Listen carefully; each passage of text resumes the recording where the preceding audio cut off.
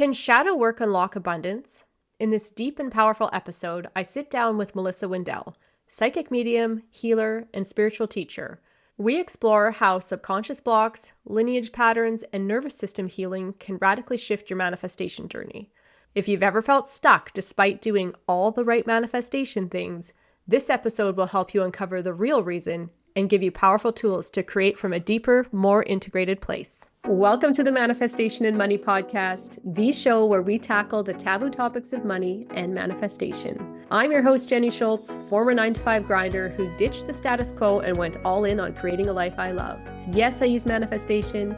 Yes, I took action. And yes, I created a 7-figure net worth before turning 40. Every week, I'll bring you inspiring stories with money mavens and manifestation masters. From learning how to make more, save more, and grow your wealth to unlocking the power of manifesting your dream life. I am so excited to play in this space with you. Let's jump into creating a life you love. Welcome to the Manifestation and Money Podcast, Melissa. Thank you. Thank you for having me, Jen.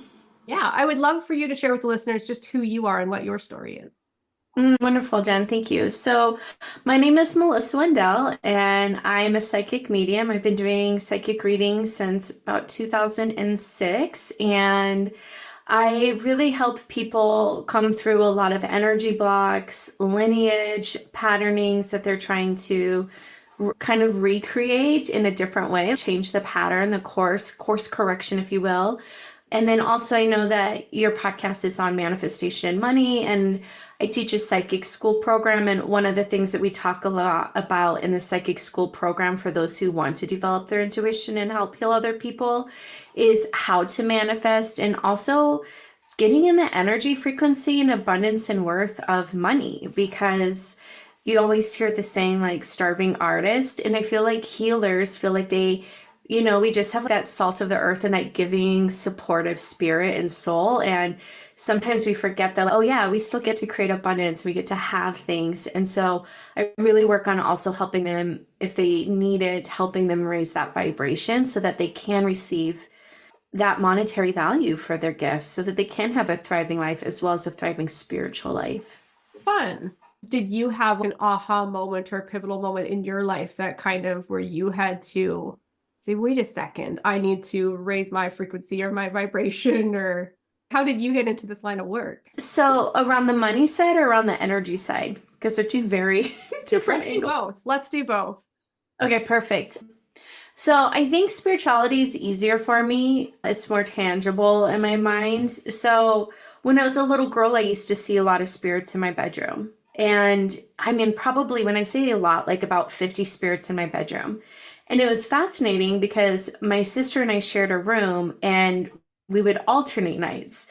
So one night I would get to sleep. They were very, very kind in that way. And then the next night my sister would wake up and she would see them. But on the nights that I would wake up, they would create a little pathway for me to walk through, and they would just like gently touch me. But the minute I got to my parents' room, they would stop. Well, I was really little. I was about 3 years old, and my sister was about 5. And one night at dinner, about a year later after this had been happening, my sister was able to describe to my parents what they saw because she was old enough to articulate what they looked like. Well, Jen, it turned out it was all of our ancestors. My parents were like, oh my gosh, that's cousin Bill, and that's grandpa blah, blah, blah, and grandma, and oh my gosh, like in detail, like they could describe who we were seeing.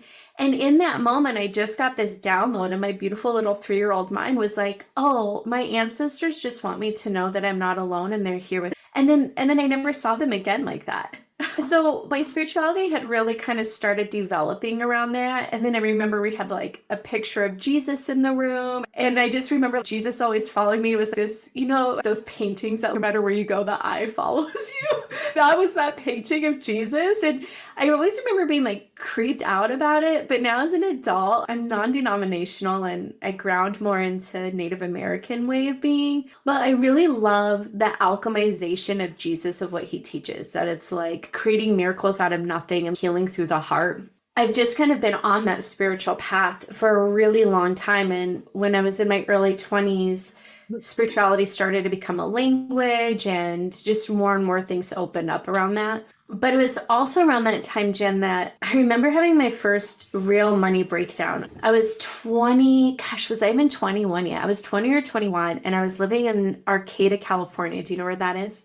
I know where California is. Okay. Hey, it's a great start. Okay, well, so there's San Francisco, and I was about 7 hours north of San Francisco in the heart of the Redwoods. And there's this beautiful college there, and not a lot of people, maybe like 12,000 people. It's a very small town. And it was like 12,000 people and 10,000 jobs. So for 3 months, I had a little nest egg. I was like 20 at the time, and I had saved up 3 months of rent, and it was my first time living there. And in that 3 months, I spent, I'm not kidding you, on foot, because I didn't have a car, 40 hours a week looking for a job. And this was like, I had to go to the library to use a computer. This was before cell phones. It was quite a bit of work. And I remember it was like 2.5 months in, no income. I was looking at what did homeless life look like. A lot of people lived in the redwoods, so I was like mapping out how to live in the redwoods. Like I was preparing myself. And I remember going to this job interview, and it was so far away. And I was walking home, and I mean, it's like miles home. And I walked across this bridge, and I had a huge fit with God. And I just sat on that bridge, and I just started screaming and cussing at him. And I was like, what the F? Like, why do I have to work so hard to be here? Why am I so broke? Like, why can't I find a job? I'm putting in the effort, like, you need to give back. And it was in that moment that I actually come back to all the time whenever, like, I have an inflow or exflow of money where I'm like, remember that when you're at your breaking point, that's always where the magic begins. It's like you finally are breaking through that wall where you're finally getting to be where you're wanting to be. Yeah, Does that make sense? that totally makes sense. We have just had some recent episodes where we're kind of talking about hitting that wall where it's almost like the point where you just want to give up and throw in the towel. But it's on the other side of that point where everything settles and it's way more perfect than you could have imagined. You just have to get through that wall, right? Yeah, it's like that breaking point when you're really like you've had enough of it. And I just say it's almost like where your ego finally dissolves and you're like, okay, I am claiming this and I don't know how. And you can't think your way through, you can't will your way through anymore. You have to literally spiritually weigh yourself through. Where it's just like, okay, I give this up to you, God, or spirit, or whoever you believe in, and it's going to happen whether you like it or not. So make it happen. you know? And there's this deep surrender where it really is a death of an ego at that moment. That's a good way of putting it. And what I found fascinating with you starting this conversation is you leaning into the spiritual side is more tangible for you, which my mind is blown by that because I started this podcast. I was way more comfortable talking about money because to me, money is the tangible thing. Money is just there. It's everywhere. There's an abundance of it. We can just go get the money. Whereas bringing in manifestation and the spiritual aspect for me, I was like, this is what I believe in, but how do I wrap my head around even trying to articulate this to other people? So I love the fact that for you, that is the tangible piece of all of this. So for you, or even when you're working with clients, where do you see, I know you like to deal with shadow work and self-love, right? How do those kind of things play into how a person is showing up? Because those are two very big areas to delve into. Yeah, I mean, I think the shadow work, which is like our dark hidden side that for whatever reason we feel ashamed about or we don't want people to know about. And then our light side is what we want the world to see, right? It's like the sun and the moon. And one of my prayers I say every morning is I say, good morning, Grandmother Moon. Thank you for shining light on my stillness. And good morning, Grandfather Sun. Thank you for shining light on my actions. And that shadow piece of us is just a part of us that has forgotten that we're loved. And when we forget that we're loved, we make it wrong or we make it bad. When we're hiding from that place, we're not wanting to be seen, it becomes like the undercurrent, like a riptide, right? Where it's like, oh, the ocean looks so nice and playful. But you get out there and there's something underneath the current that takes you in a direction you're not wanting to go in. It's like Bruce Lipton talks about the unconscious is what you end up creating. It's I don't necessarily want to say it's unconscious because it's conscious. You've just chosen not to love it or honor it. I always tell my clients that work with me for long periods of time when we're doing like deep shadow work, I'm like, I'm going in the tunnel with you. I have a flashlight. You have a flashlight, and I'm not going anywhere. We're going to go through this together, and I'm going to hold your hand. And there's going to be times where I'm not going to hold your hand.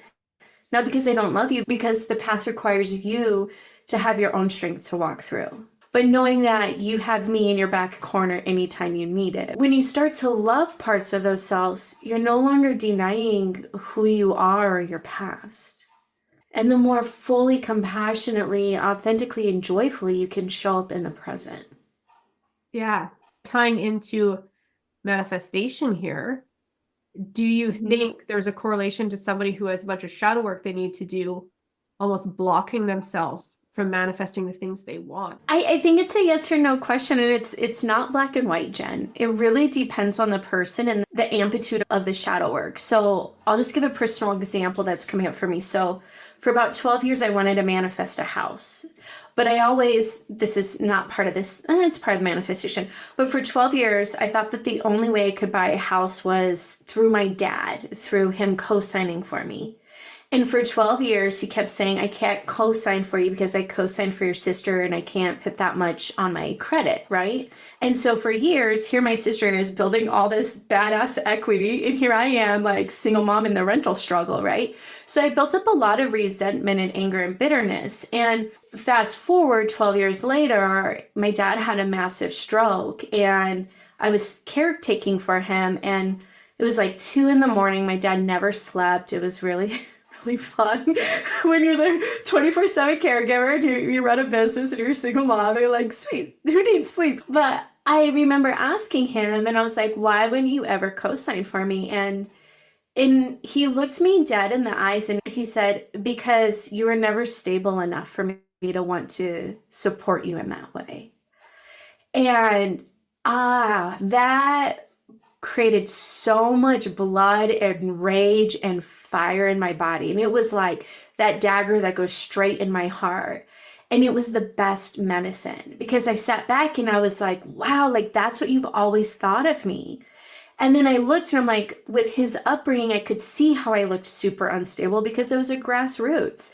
And I just lived on prayers and the hard work. But when I looked back, I was like, wait a minute. Damn, I was like, I'm actually the opposite of stable. For 12 years at this point, I've been raising a daughter single-handedly and paying I live in Colorado and one of the highest places to live in.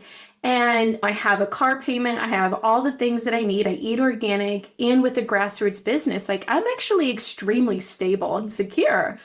But what happened in that moment was I realized that I had put my power in him that whole time and not myself. And so when I shifted the power inwards, I manifested a house in 1.5 years. But what was crazy about that, this is where it's getting to the shadow piece. So I was the only person on the house loan. But because of my dad's situation, we had to liquefy his assets. And I actually received some of his money for the down payment for the house. And 1.5 years after buying the house, I almost went into foreclosure. And I was like, how did I manifest this house and why am I refusing to keep it? Because the shadow work is that I was really still pissed off at my dad and I didn't want his money and I still had to use his money to get in the house. And that did not satisfy my like, fuck you energy where I was like, I can do this on my own and I don't ever need you, let me prove it to you, right? And the reality is that it really helped me get this house and it helped me buy things for the house, like brand new beds and furniture, right? And so there's a piece of me that my shadow work is was still unresolved with my dad. And so because of that, I almost lost my house until I broke through that last piece of shadow work where I could really find, 1, the abundance in the home, but 2, the gratitude for my dad and I's relationship. So it worked out well in the end. Yeah, but just to the guests out there, the listeners, right? There is this piece of if something is blocking your manifestation, a piece of your shadow, it could look like these are the signs. Like A, you're not getting the manifestation right away. which also could be a piece of, I was teaching it in my class last night where I'm like, it's the boomerang effect where you're like, okay, I really want a green pencil. And you're like, okay, God, I want a green pencil and I want it to look like this and this and this and this. And then you're so attached to it that it actually comes back just like this green pencil, right? But where instead, if you're like, okay, Spirit, I really want a green pencil, a writing utensil, and please make it in the most magnificent way possible and in perfect timing. And then you send it out to the universe to let them put their bedazzle on it. And it comes back like more magnificent than you could ever imagine, right?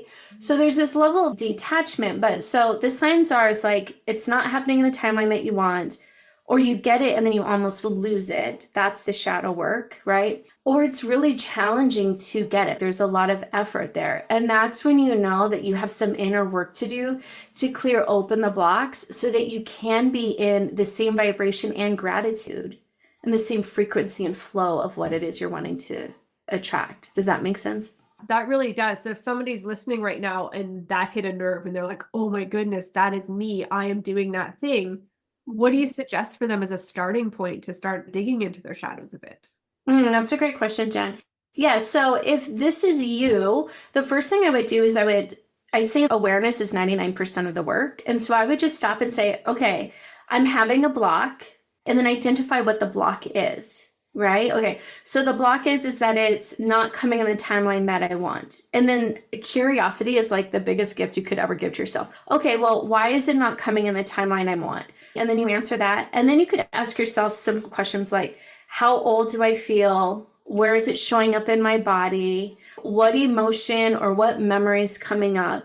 And then once you get some of those answers, then you just take it to deeper level. So say you're like, okay, well, my chest feels really tight. Great. So then put your hands on your chest. And you're like, okay, chest, I feel you. You're so tight right now. Why are you so tight? And then all of a sudden you just hear this word, grief. And then you're like, okay, grief, I see you and I hear you. Grief, what are you speaking to me? What are you feeling so sad about right now? And then it could be a download I'm getting right now is like, my mom left me when I was young and I'm scared that I can't make it on my own and I don't know how to do it without her. And I wish that she was here by my side with me, right?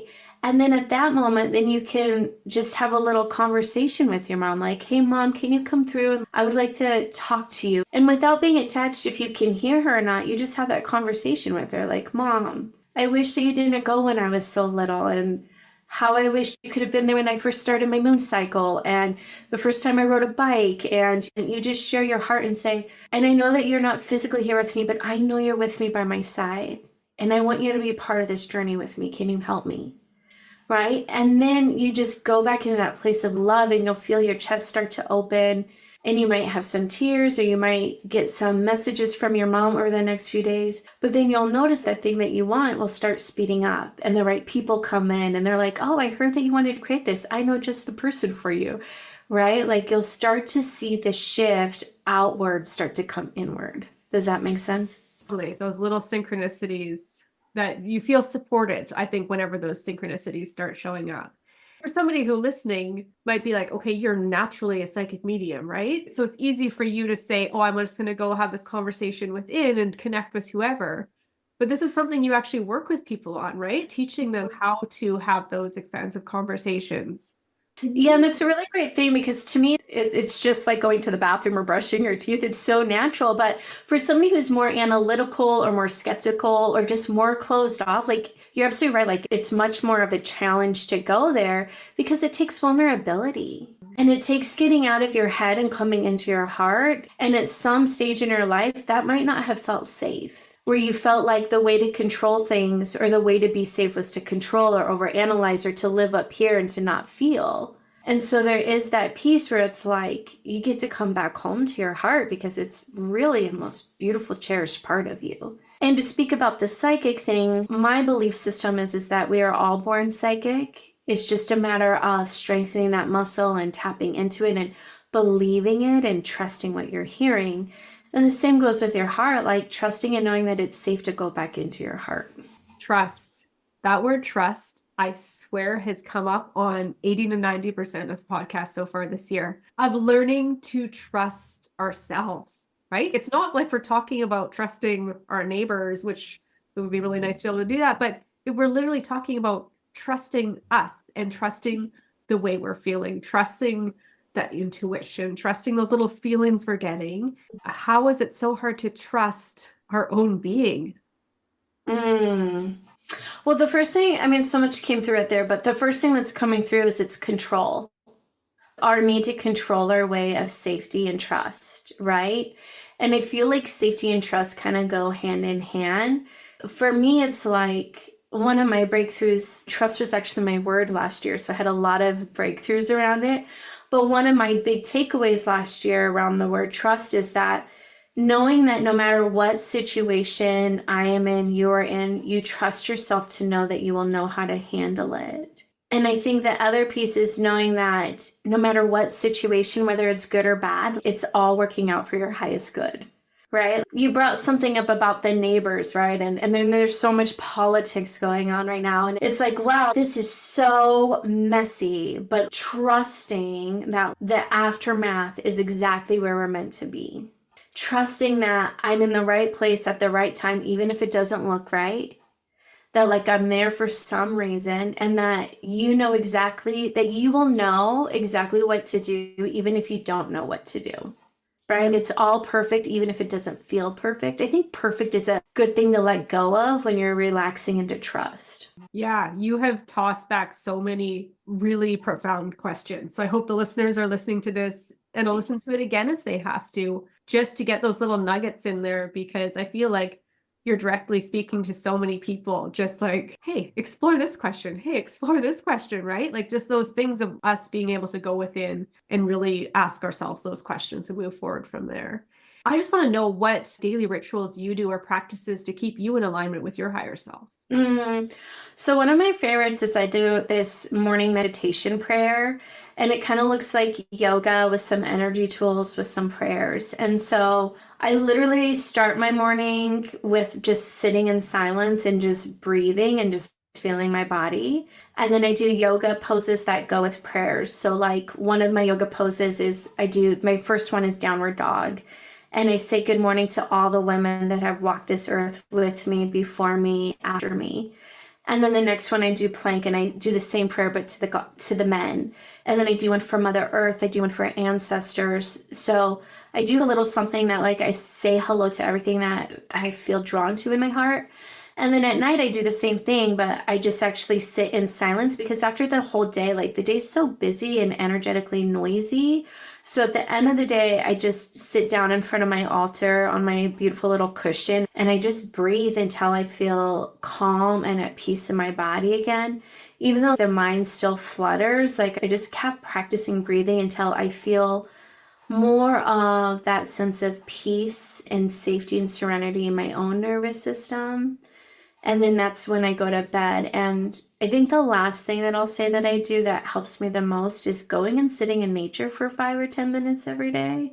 Because one, you're sitting in nature, it's grounding, but two, you get to see the birds and the butterflies and the leaves and the elements, and it just humbleizes you and brings you back to like the magic and the divinity of life and its essence, when it kind of sparks that hope in our own selves. Thank you for sharing that. And can you also share with the listeners what exciting things you have coming up? Yeah, I'm so excited. Actually, my financial planner and I have been working on a book that's getting close to being in publishing. And it is about healing money when it hurts. So, how I was talking about earlier with the house, and when I received that income, so many people inherit money from family members that maybe it doesn't feel good, or there was a falling out, or there was unfairness, your sibling got more than you. And so you're kind of mad about the money. And so the book is really focused on how to heal the relationship with the loved ones on the other side through my medium perspective. And then two, how to rewrite the story so that you can actually receive the money with gratitude versus venom and anger, where you can actually receive it for what it is and for the abundance that it is, so that you actually work with the money in ways that you feel really joyful and aligned with. And so that book is coming out soon. We're in between 2 titles right now, so I will let you know when we land on the title, because it's a big concept and we're having a hard time like fitting it into a title that really lands it. But that should be coming out, I'm hoping, August or September of 2025. Okay, I'm curious to see what title you guys end up landing on. And where else can listeners reach out to you and connect with you? Beautiful. So I am a total social media lover. So I'm on Instagram and TikTok. My handle is Dancing Psychic. Dancing is one of the most physical ways I love to shift energy out of my body. So I love dancing. And then my website, if you want to have a session with me or if you want to take any classes, I offer an array of classes. My website is Earth, like Mother Earth, Earth Feather Healings. Perfect. I will make sure I put that in the show notes. And before we go, I would love for you to share any piece of advice you have for someone who's really wanting to step into a life they love. Oh, fearlessness. I feel like people want to be confident before they do the thing, but I honestly think that it takes courage to do the thing before you build the confidence. So it's like once you are doing the thing, you build the confidence. Just know that confidence will come. It just takes courage of putting one step in front of the other to live the life you love. I think really one of my business coach said this and it helps me. It's like, do one thing that puts you one step forward into the direction you want every single day. You don't have to do 20 steps. It's just one step. So maybe you want to lose weight. I'm going to go for a 10-minute walk every day. And then one day you might go for a 40-minute walk, right? Or you want to build a business. So today I'm going to decide on the name. Tomorrow I'm going to buy the domain. You're just doing that one little step because then it makes you feel like you're trusting yourself. And then you're building the confidence with yourself because you're like, okay, I'm actually reliable. I can actually do this thing. And then you're feeling really good because you did the thing. So you're not beating yourself up because you're like, I didn't do anything today. And it's literally just one step. And I always say my best manifestation tool sometimes is reading a book. It's doing absolutely nothing if you are an overachiever and want to go, like type A personality, which I can kind of ground into.